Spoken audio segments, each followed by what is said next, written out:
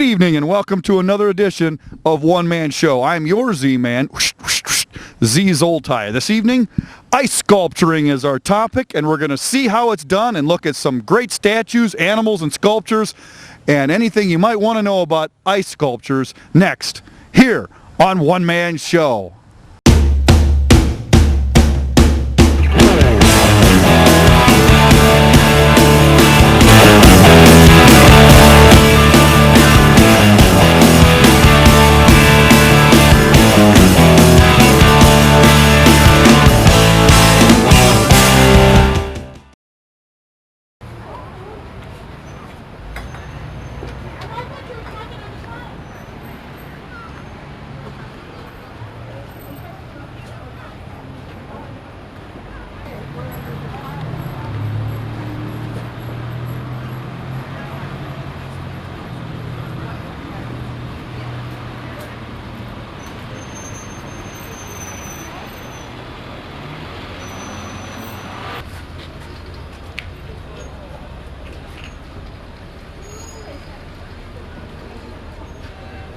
They're playing the violins. We won't be able to talk.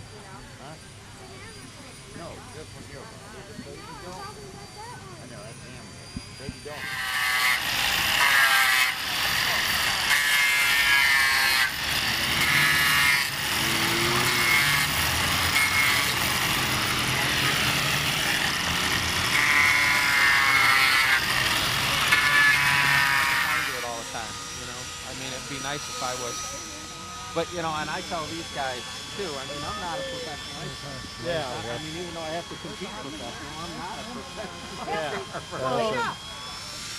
You go ahead and you. Oh yeah, the one next to Marcus Square. I mean, you're teaching them the beginnings. You're getting them.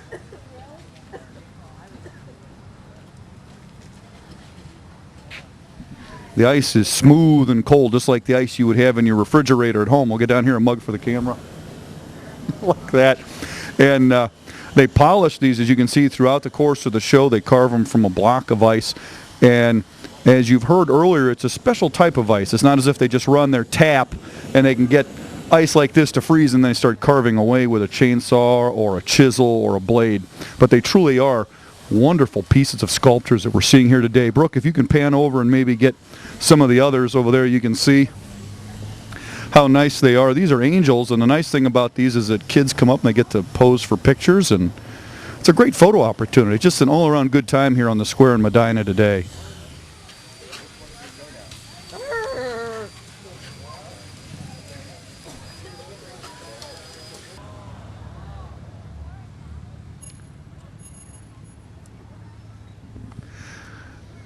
Real nice turnout here on the square in Medina.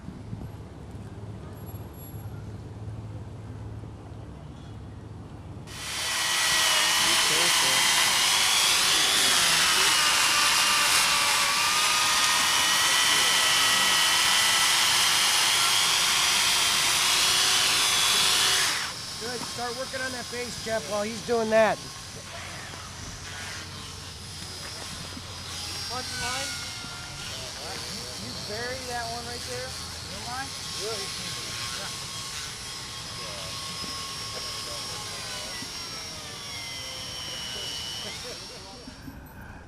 Yeah. And we ventured back now to where the fellows were working on the eagle before. You can see it's all done. We'll work our way up from the base up. They're real clever there. They carved out a base out of a tree stump. Cut the ice to look like a tree stump. There's the tail feathers. You can see the eagles all finished and polished. A1 job out of these guys. Look at this bad boy. And of course, a really cool thing too, as you can see, many corporate sponsors get involved. They have their logos made into ice sculptures.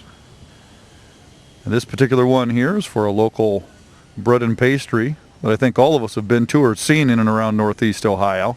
The temperature today here on the square in Medina is a wonderful 14 degrees. Actually, it's perfect conditions to be able to have an ice sculpting contest and display ice sculptures and statues here. Brisk day like this, what do you say? Is it a good day? Yes. Are you enjoying all of the things that you're seeing? Yes. Have you ever seen ice sculptures and the carving before? No. Do you think it's something you might like to try? Yes.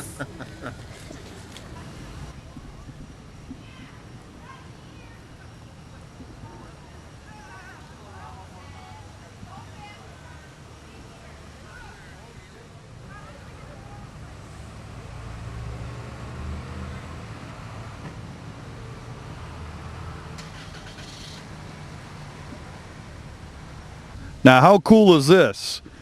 An ice sculpture in the shape of a cement truck? Get out of Dodge. Oh, this is slick. Now, I'm really digging this sculpture.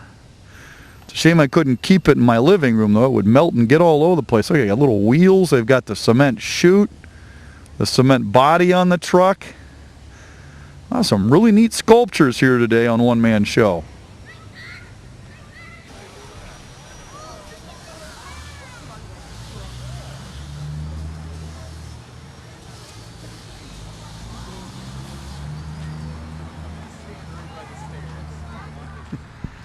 These are some really neat ice sculptures, everything from sharks to trains to advertising logos. But let's segue now from Public Square in Medina, where we're seeing the annual Ice Carving Festival, to here in Broadview Heights, the home of Elegant Ice and Aaron Costic, world-renowned ice sculptor. Let's go now visit with Aaron as he shares with us the tools used to sculpt in ice, how they prepare the ice, and everything from A to Z that turns what is just normal tap water into beautiful ice sculptures. Well, this is the best part of the show here tonight. We've seen a little bit of the ice sculpting that takes place every President's Day, every year on the square in Medina. But now we're going to talk with Aaron Costic, who he and himself is an artist, much like the men that sculpted Mount Rushmore and Rodin and all the great sculptors in art. He is to ice sculpting what they are to the art world. Now, Aaron, how long have you been involved with ice sculpting? What got you started and interested in this? I started back in 1989, so about 16, 17 years ago, and I had to do it as part of a culinary program. Traditional chefs use edible products for centerpieces like chocolate, cheese, animal fat, ice. Mine turned out pretty good, so I went to competitions and learned about different tools and techniques there. So will other people that were your age, you were what, 18 at the time? Correct, 18 years old. Other kids that are that age, they're probably involved in sports, college, going out, drinking, whatever, and you were starting on the course for a fantastic career here with ice sculpting. What was the hardest thing for you to get adjusted to, though, when you first got involved that maybe you thought might have been easier than it ended up being? Well, I'm not sure. I didn't have any preconceived notions about ice carving because I didn't know anything about it at the time. But I think the hardest part about ice carving is being able to visualize the different depths. You know, the silhouette, pretty much anyone can get that, and then the rounding and detailing. But when it comes to the different depths, or what I call blocking in, that's the part that people have the most trouble with. And as far as the help you have here at Elegant Ice, is that the correct name of the business? Correct. We're Elegant Ice Creations. And what's the website for our viewers out there? ElegantIce.com. And we'll see that at the bottom of the screen throughout tonight's show. You have some good help, though. You can't do it all by yourself. Tell us about some of the people that help you out here, that help make all these creations beautiful and the finished product we get to see. That's correct. We have Peggy Costic, who's also my mom. She answers the phone. Her title is the head paper pusher. She takes the orders. She takes care of all the paperwork and the inventory and things like that. We've got Jeff Myers. He's my right-hand man. He does some of the carvings. He does deliveries, pretty much anything that needs to be done at the shop here. And then we have Greg Demeline. He does all our computer work. He does some deliveries. He harvests all the ice. He's the ice farmer. The ice farmer, how cool is that? Now, in addition to doing ice sculpting, what's neat about your business that I learned in preparing for tonight's show is that you also sell tools and devices to other ice sculptors. And this is noteworthy for those of you maybe that might be interested in getting into this. You can visit the website, maybe call Aaron and talk with them. But you guys also sell the attachments, the bits. I noticed too that there's different types of gear-size sprockets for the chainsaws. Tell our viewers a little bit about that, and in a second we'll have Aaron show us some of the tools of his trade here. Sure. What we sell are tools that we use here in the facility. So we don't sell anything that we don't endorse or that we don't use here in our shop. A lot of the things that we sell are disposable things, like disposable drip pans, disposable plastic liners that go inside the block makers. Then we also sell some things like you mentioned, the gears and different bits and things like that. Well, I tell you what, we'll get some close-ups here of some of the tools of the trade, and we'll let Aaron explain to us what these different devices do. Now, do you prefer cordless or electric? I see here in your shop that there's a lot of cords attached, but I also noticed, and our viewers may have tonight, that out in Medina, a lot of the sculptors have the actual cordless devices. You know what, we're all using electric tools, and they're different size die grinders. You'll see here we have chainsaws, chisels, got a number of sanders, a whole arsenal of tools. Well, what we're going to do now, folks, we'll work you left to right here on the tools of the trade for ice sculpting. This is the steel E14 electric chainsaw. It's got a 16-inch bar. We've specially modified these teeth so that they cut faster through the ice. And this particular chainsaw has a larger gear in it, which allows the chain to go faster as well. It's an electric saw, so every time it starts every time. You don't have to worry about pulling the trigger. It's not nearly as loud, so it's easier on your ears. And it's a lot lighter than a gas saw as well. As we move across the table, see a number of die grinders here. This is the big one here. It's a 6-amp die grinder. It's real powerful. It has what's known as the Super Burr on it, which has real big teeth. Those cut through the ice real nicely. It's really good for shaping. Oh, I see that. And rounding. A number of other bits here used for detailing, for engraving in the ice. And this one is also for shaping, but it's got a finer texture to it. Get a close-up there of that.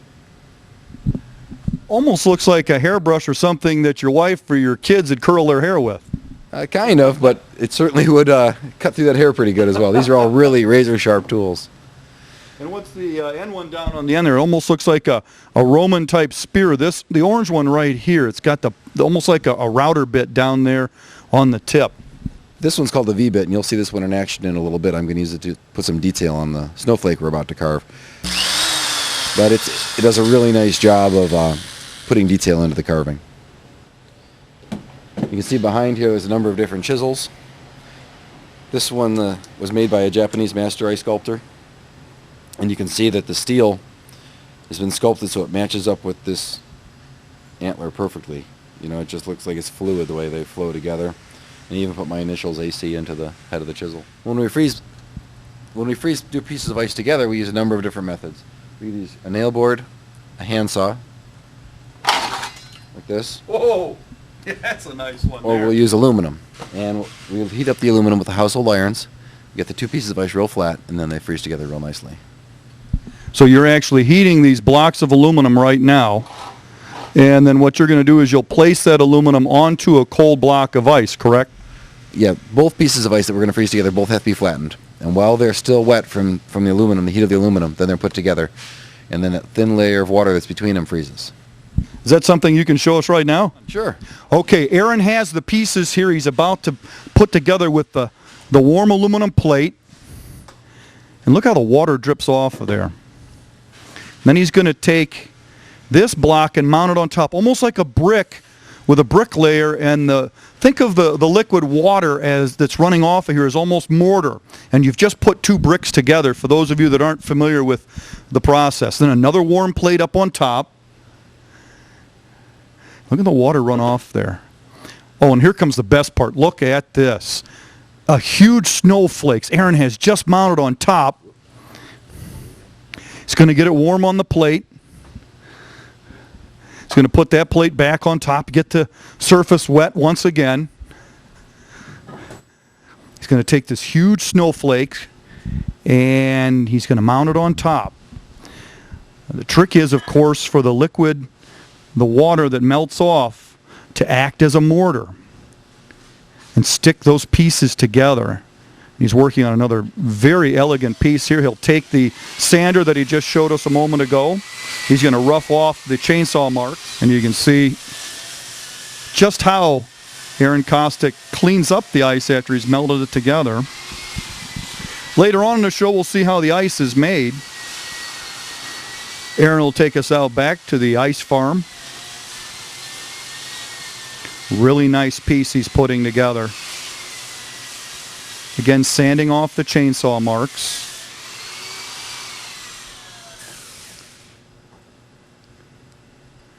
Now he's going to use one of the chisels that he showed all of us a moment ago.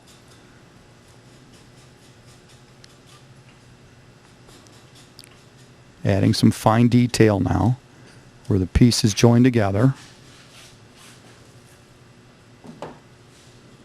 Beautiful snowflake made completely of ice. Now Aaron's going to do his thing again. Ice flying off much like you see wood chips coming off of a wood chainsaw.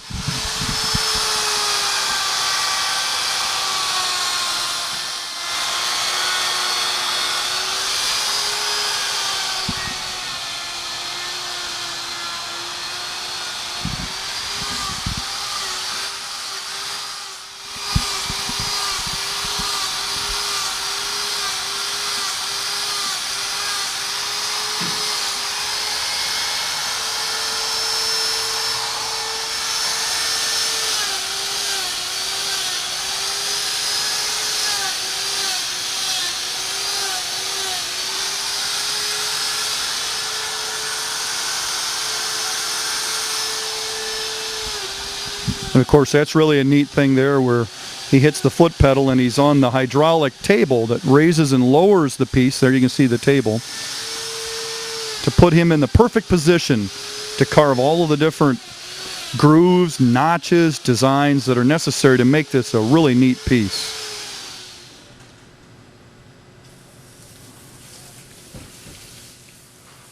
Hosing down the ice dust off of the snowflake and its bases.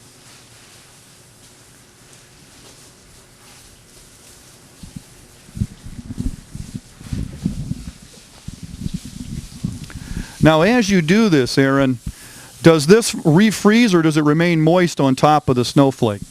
This, when we put it back in the freezer, this will freeze back up, and it'll stay in the freezer until it's ready for delivery. Just a beautiful piece. Now the snowflake, how long did it take you to get that? Obviously we saw a moment ago you brought it out already, kind of had its shape. How long did it take to make the snowflake? I'm not sure, but maybe 45 minutes or so to make the snowflake. And everything you just hose down, you'll put this in, it'll chill out. Now will it dry clear like this too? Yep, it'll freeze up clear like this, and then we'll package it and it's ready for delivery. These block makers make 2 300-pound blocks every 3 to 4 days. The sides of the block maker are flexible in nature, so that as the ice expands, it'll move so that it doesn't crack. There are clips that freeze onto either end of the block. We use a lifter bar that hooks into these clips, which Greg's going to bring and show us. The lifter bar is hooked up to our overhead crane, and it can be moved anywhere in the back of the shop here.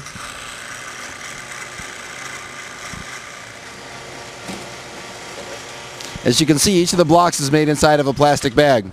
The bag is disposable. It gets thrown away. It's what allows the flexible side container to be waterproof. Greg will take that over to the trimmer and then trim it down to the appropriate size. Okay, well, we've got 2 blocks of ice here. They each weigh 300 pounds, and we're about to trim them to height with our bandsaw. We call it the Kevorkian. Go ahead, Greg. Now this has a 10 horsepower motor on it, and it just slices through the ice like nothing.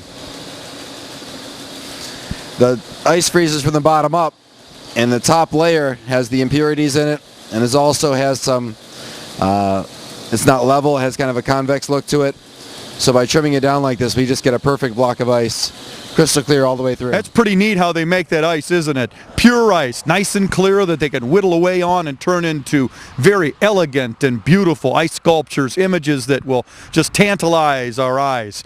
We're going to leave Broadview Heights in the studios of Elegant Ice, but don't worry, we'll come back later on in the show to talk more with Aaron.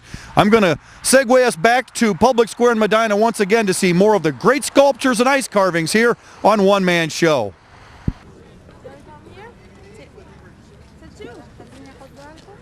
You guys can stand. I'll take a picture of you on the tooth. You can stand in front of it. Don't go beyond the yellow thing. Shireen, stand next to Shireen. This looks like a bear after something here. Little ice cream? I'm pretty hungry. How about I stick my tongue on there and see how good that ice cream tastes? No, it's probably not a good idea. My luck, I'm liable to get stuck to it, and that would be bad publicity for One Man Show. But you can see we've even got ice sculptures here today on the square in Medina. Those looking like ice cream cones, really cool. Hey, you know what would be really cool is if we could get someone to do one of yours truly, the Z-Man, a bust. Wouldn't that be great on the square in your local town?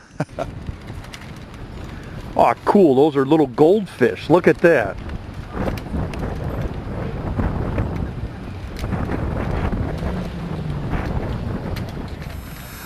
We've even got ice sculptures in the shape of pianos. Look at this little jobby here.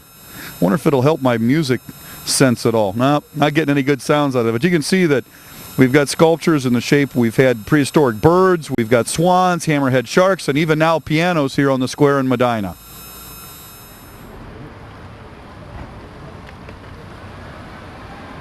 Oh, it looks like an eagle going after a fish. This particular bird is on the prowl.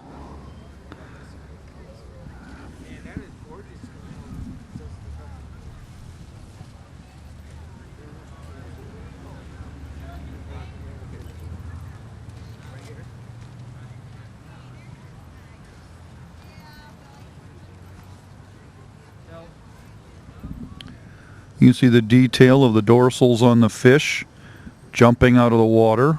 Very nicely done, very elegant. The fish's head and mouth. And he's being pursued by a very, very hungry bird. It's amazing how this ice, when it's polished, looks just like crystal. Well, in a sense it is, ice crystals. See the waves and the water action? Really a nice piece.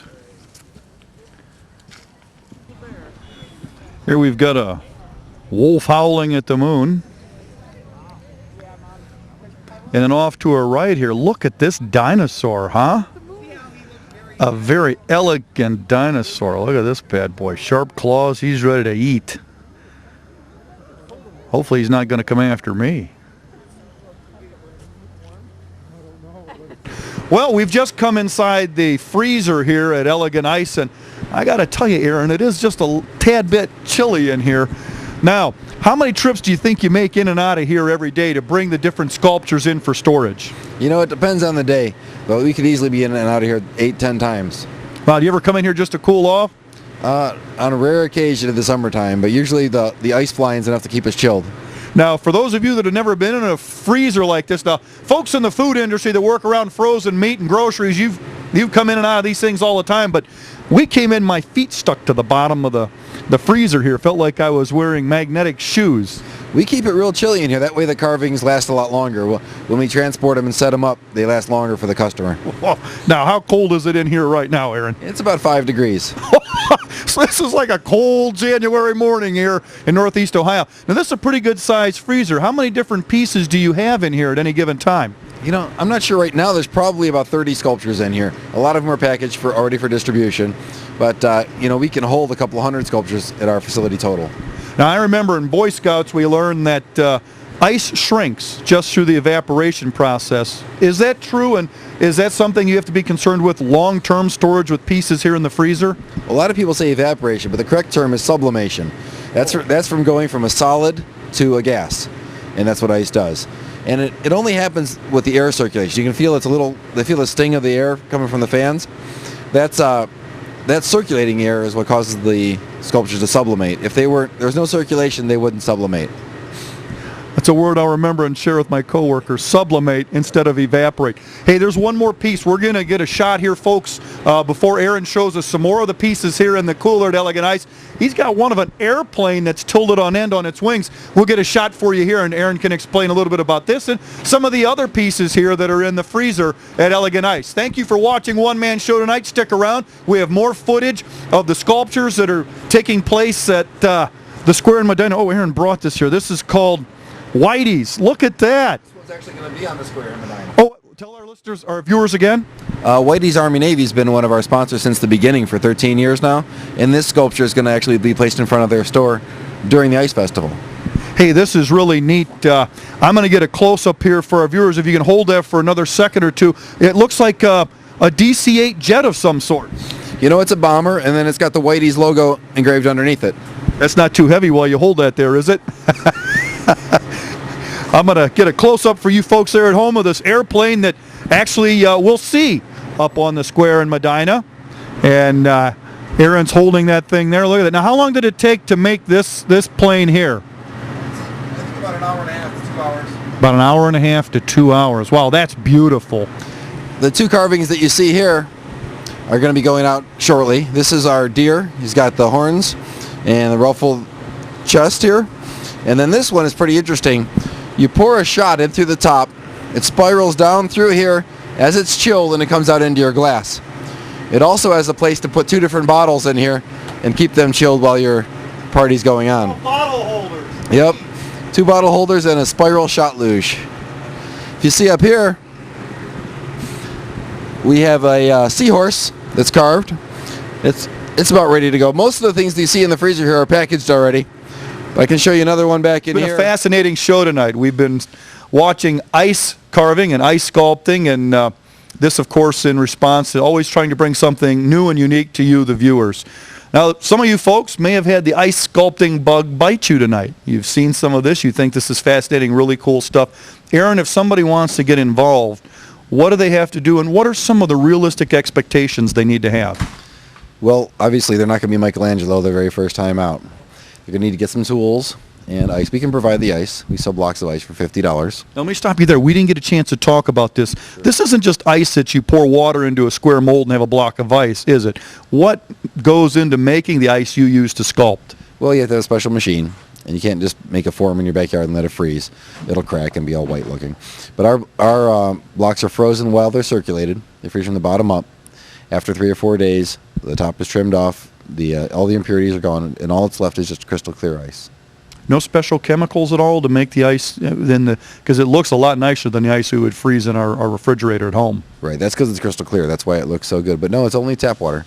Fascinating. And what are some of those expectations that people would need to have if they're considering getting into the art, and what do they need to get started? They're going to need a few tools, I would think, at first. I don't think the tools that they're going to find in their home or their garage are going to suffice.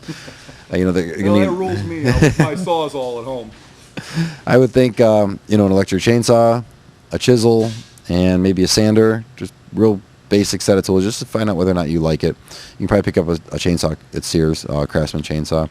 Now, they have to be a little artsy to begin with. Do they have to be able to work with Play-Doh or something, or sculpt as a kid? Have a little bit of artist in them to do this? The two number one things are being able to visualize things three-dimensionally and not be afraid of the tools. If you can get very those good. 2 things, then you can sculpt ice.